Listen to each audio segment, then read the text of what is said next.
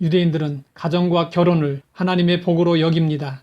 그러므로 유대교에서는 독신을 허용하지 않습니다. 탈무드에서는 결혼하지 않은 남자에게는 하나님의 영이 임하지 않는다고 말하고 있습니다. 결혼은 개인의 일이 아니라 가족 구성원 모두의 일이었습니다. 옛날 유대인들에게 있어서 결혼잔치는 일주일 그 이상 계속되는 잔치로서 온 마을의 축제였습니다. 이때 포도주는 잔치 분위기를 돋우기 위해서 더없이 중요한 것이었습니다. 갈릴리 지역에 있는 가나라는 시골 마을에서 결혼잔치가 열렸습니다. 그런데 도중에 그만 포도주가 떨어지고 말았습니다. 넉넉하지 못한 집안이었던 것 같습니다. 포도주가 떨어짐으로 인해 잔치가 일찍 끝나버릴 상황이 되었습니다.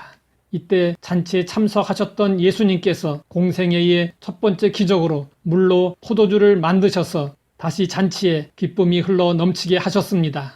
포도주는 기쁨의 상징입니다. 그러면 부족한 포도주가 채워지는 기적은 어떻게 해서 일어나게 되었을까요? 채워지는 기적은 예수님을 모신 곳에서 일어났습니다.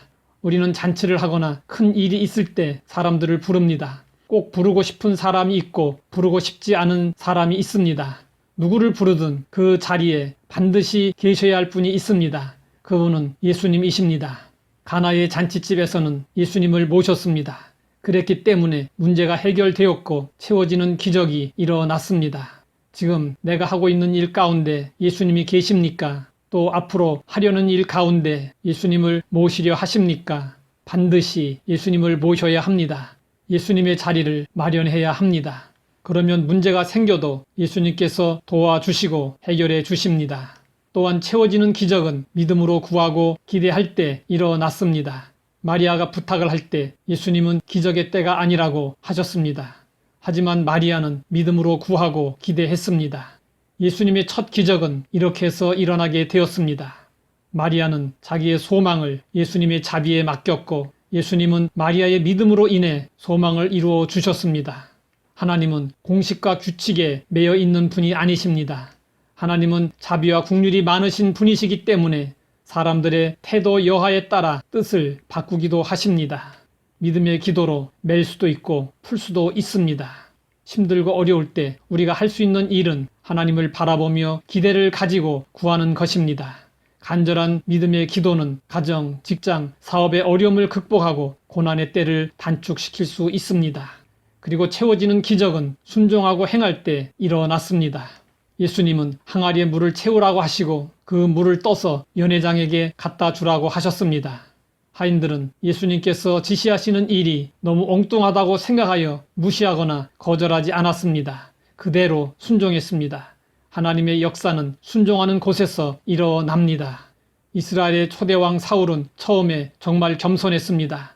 그러나 왕의 권세를 누리면서 교만해졌습니다. 사울왕은 하나님의 뜻을 따르지 않고 자기의 생각대로 자기 멋대로 행하다가 하나님께 버림을 받았습니다.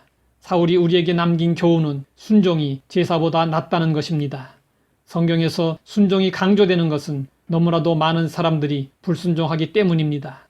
순종은 하나님께 속한 자의 기본 자세입니다. 우리가 기꺼이 순종해야 할 이유는 무엇일까요? 순종이 있는 곳에 하나님의 응답이 있고 질서가 있고 평화가 있기 때문입니다. 기적은 흔히 일어나는 일이 아닙니다. 기적은 하나님께서 필요하다고 생각하실 때 하나님의 영광을 나타내기 위하여 행하십니다. 가나 잔치집에서의 포도주 기적은 예수님을 모시고 믿음으로 구하고 순종할 때 일어났습니다. 포도주가 떨어졌을 때 물로 포도주를 만드신 예수님은 우리 삶의 기쁨의 근원이 되십니다. 우리가 늘 기쁨을 누리며 살려면 언제 어디서나 예수님을 모시고 살아야 합니다. 또한 우리의 부족한 것을 깨닫고 믿음으로 구하고 순종하는 삶을 살아야 합니다.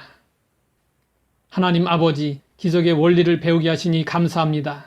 어렵고 힘든 인생을 사는 우리에게 하나님의 은혜와 기적이 꼭 필요합니다. 언제 어디서나 예수님을 모시고 오직 믿음으로 구하고 순종하는 삶을 살게 하옵소서. 예수님의 이름으로 기도드립니다.